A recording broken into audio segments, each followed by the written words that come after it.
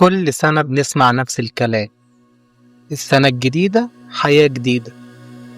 ليه احنا مستنيين يوم معين؟ مستنيين رقم يتغير في النتيجة علشان نقرر اننا نبدأ نتغير، نبطل عادة، نبدأ نسعى في حلم جديد. طيب مين قال اصلا ان اليوم ده مميز؟ وليه بالذات 1 يناير؟ النهاردة هنتكلم عن وهم اسمه عيد رأس السنة. لو حابب تسمع اكتر اعمل اشتراك ويلا نكمل الرحلة.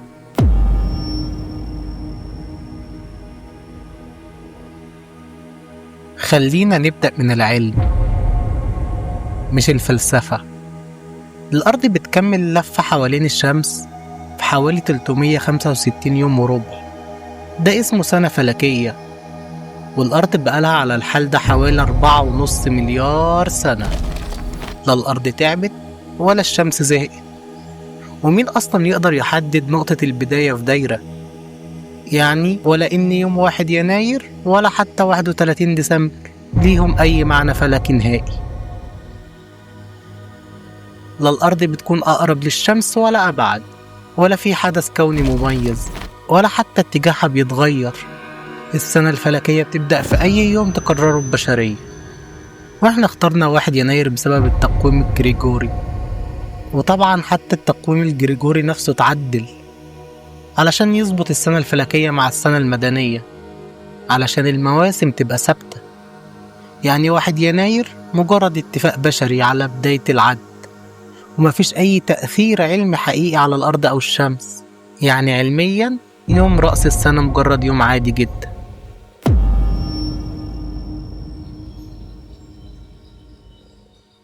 التقويم اللي بنستخدمه اسمه التقويم الميلادي أو التقويم الجريجوري. اتعمل في القرن ال16 بالظبط في سنة 1582 على يد البابا جريجوروس الثالث عشر. والتقويم الميلادي اتطور عن تقويم قديم اسمه التقويم اليولياني اللي كان مستخدم من أيام الرومان. التقويم اليولياني كان بيحسب السنة ب365 يوم و6 ساعات بس السنة الشمسية الحقيقية حوالي 365 يوم وربع. الفرق الصغير ده كان بيخلي التقويم يسبق الفصول تدريجيا كل كام قرن. البابا جريجوروس قال لازم نعدل، فقرر يعمل حاجتين: يحذف 10 أيام من التقويم علشان نرجع بداية السنة للفصول. لو عايزين فيديو شورت سريع بيتكلم عن الأيام اللي اختفت من التاريخ اكتبوا لنا في التعليقات. وتاني حاجة، قرر يحط قاعدة السنة الكبيسة. السنة بتساوي 365 يوم بالظبط، وكل 4 سنين بيبقى في سنة كبيسة 366 يوم. طب ودي نحسبها ازاي؟ لو السنة بتقبل الاسم على 4 وتدينا الناتج رقم صحيح. طب وليه ده كله؟ علشان السنة التقويمية تبقى أقرب للسنة الشمسية، ويقدر يساعد في تنظيم مواعيد الزراعة وجمع الضرايب، ويحافظ على مواعيد الأعياد الدينية وينظم شغل الدولة. وقبل كده كان في تقويمات كتيرة، منهم اللي شبه التقويم الجريجوري واللي لأ، زي التقويم الفرعوني والروماني والهجري والصيني وتقويم حضارة المايا. يعني لو كنت اتولدت في زمن ومكان تاني كان رأس السنة هيبقى يوم مختلف تماما. من الآخر يوم رأس السنة مش شيء مميز، احنا اللي ادينا له قيمة.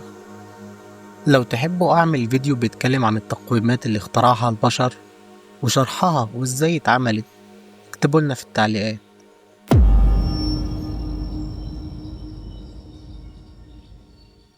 وهنا بقى نتكلم عن علم النفس.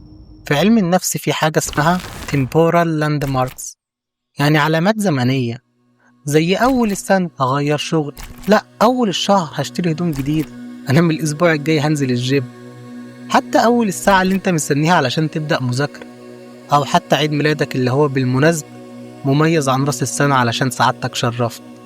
العلامات دي بتدي دماغك إحساس صفحة جديدة وبداية جديدة، وده بيعمل 3 حاجات: بيقلل إحساس الذنب عن الوقت اللي فات، ويديك وهم إنك مسيطر على اللي جاي، يخليك تحس إن التغيير أسهل. بس خلي بالك الإحساس ده نفسي مش حقيقي.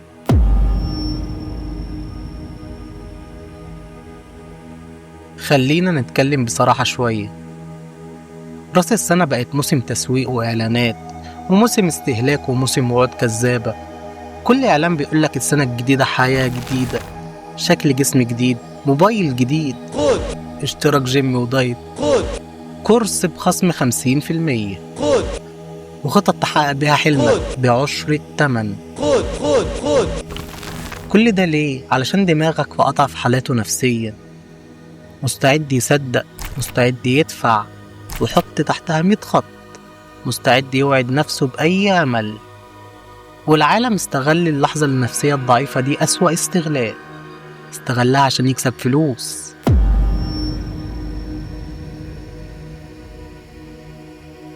أخطر كدبة بنضحك بيها على نفسنا: هبدأ من أول السنة، هبدأ من أول الشهر، لأ ده أنا هبدأ من بكرة. بس الحقيقة اللي مش هيبدأ النهاردة مش هيبدأ بكرة ولا بعده ولا السنة الجاية.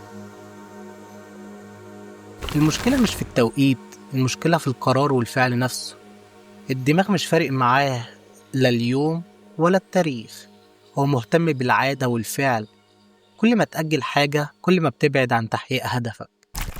يعني 1 يناير مش سحر، ولا 30 أكتوبر، ولا 15 يونيو. حتى لو قررت تبدأ فيهم، لو مش محضر خطة وأخدت خطوة واحدة دلوقتي، مش هيتغير حاجة. التغيير مش محتاج يوم مميز، التغيير محتاج فعل مش تاريخ.